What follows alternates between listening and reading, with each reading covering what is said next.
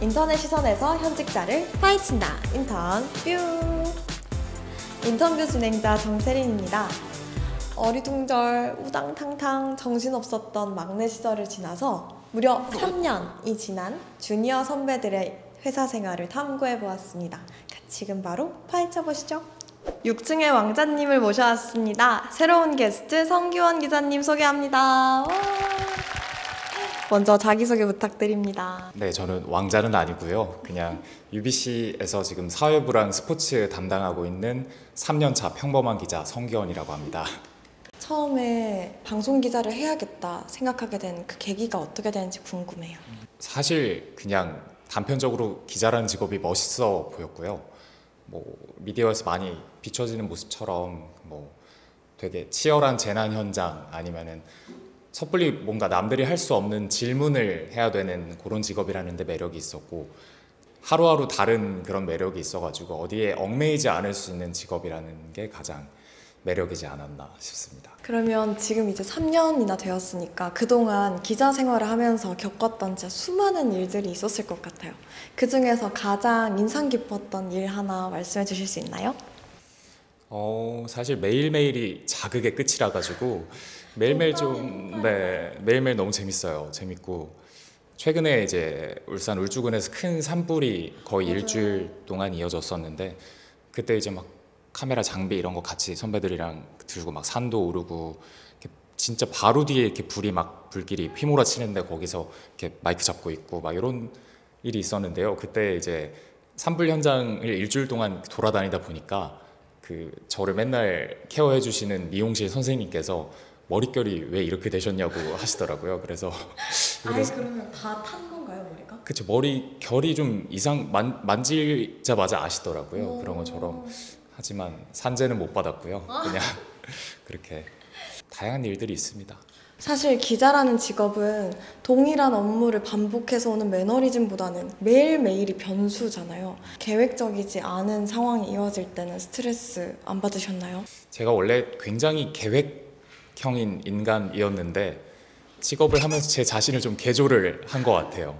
매일매일 사실 현장 나가면 뜻대로 안 되는 경우가 더 많고, 인터뷰도 내가 원하는 답변이 분명히 있을 텐데 그거를 끌어내지 못하는 경우가 훨씬 더 많거든요. 기자분들 중에 제의가 더 많으실 것 같아요. 하지만 피해 뭔가 그런 즉흥적인 것들을 좀 배워가는 과정이지 않을까 생각을 합니다. 직장인이라면 흔히 3년, 6년, 9년 차마다 찾아오는 위기가 있다고 하는데요. 선배님은 그 3년의 위기를 어떻게 극복하셨나요? 네, 아직 극복하지 못했고요. 또 오늘도 극복을 해야 하고요. 저희 하루살이기 때문에 하루하루 극복하고, 그래도 극복을 하는 방법이 전공법밖에 없는 것 같아요. 그냥 내가 오늘 내는 보도가 얼마나 잘 나갔냐 이런 거를 보면은 되게 뿌듯함 정도로 극복을 하고, 너무 힘들 때는 이제 친구나 아니면 동료분들이랑 이제 한잔 하면서 조금 회포를 풀고, 결국에는 이제 사람을 통해 가지고 극복을 해야 되는 것이 아닌가라고 생각을 하고, 이거는 모든 직장인분들이 동일하시지 않을까 싶습니다. 언젠가는 또 신입이 들어올 텐데 후배로 들어올 기자에게 한마디를 한다면 어떤 말을 전하고 싶으신가요? 도망은 가지 말고 잘 해줄 테니까 빨리 왔으면 좋겠고요.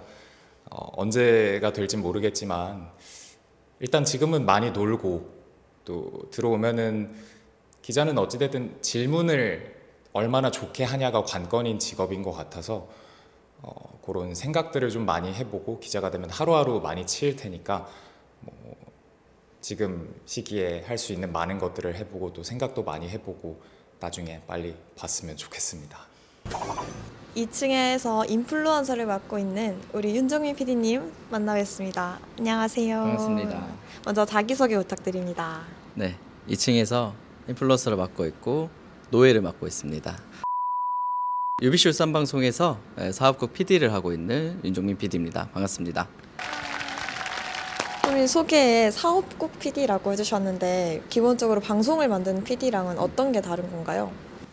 큰 틀에서 보면 뭔가를 기획을 하고 그 프로그램을 제작해서 쭉 가는 건 똑같지만 뭐를 제작하냐에 좀 차이가 있을 거예요. 방송 PD는 아무래도 TV 방송을 좀 만들고, 저 같은 경우는 사업국에 있는 사업 행사, 크게 보면 대표적으로 이제 울산 온기축제, 장미축제, 여러 다양한 축제들을 기획하고 그 관련해서 좀 운행하는 그런 PD입니다. 그러면은 사업국 PD가 되기 위해서는 방송 PD와 다르게 이 역량이 꼭 필요하다 하는 게 있을까요?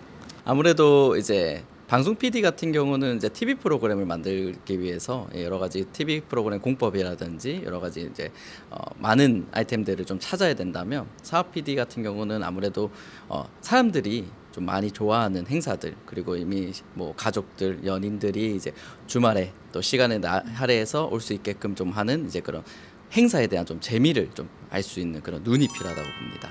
도 중요하지만 저는 사업국 PD의 핵심 역량이 이 말이라고 네. 생각하는데 네. 말을 능수능란하게 하던 1년 차의 윤종민 PD님과 지금의 윤종민 PD님 얼마나 많이 변했나요?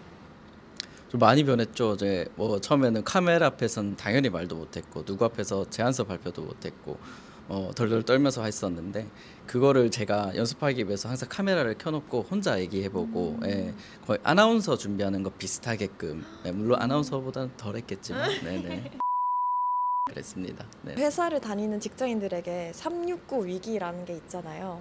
선배님은 이제 지금 몇 년 차이시죠? 차로는 지금 7년 차입니다. 7년 차. 선배님에게 거쳐간 6의 이 위기를 어떻게 극복하셨나요? 솔직히 말하면 369보다는 1, 2, 3, 4, 5, 6, 7이었는데요. 예, 뭐 유독 36 그 시기 때 힘들었던 것 같아요. 근데 그 시기 때는 저는 어떻게 거쳤냐면 다른 회사에 이력서를 좀 많이 써보면서 나를 좀 다듬기도 하고 그 이력서를 통해서 떨어지기도 하면서 난 이 회사가 정말 나한테 맞는구나 먹고 살아야 하니까 장난이고요.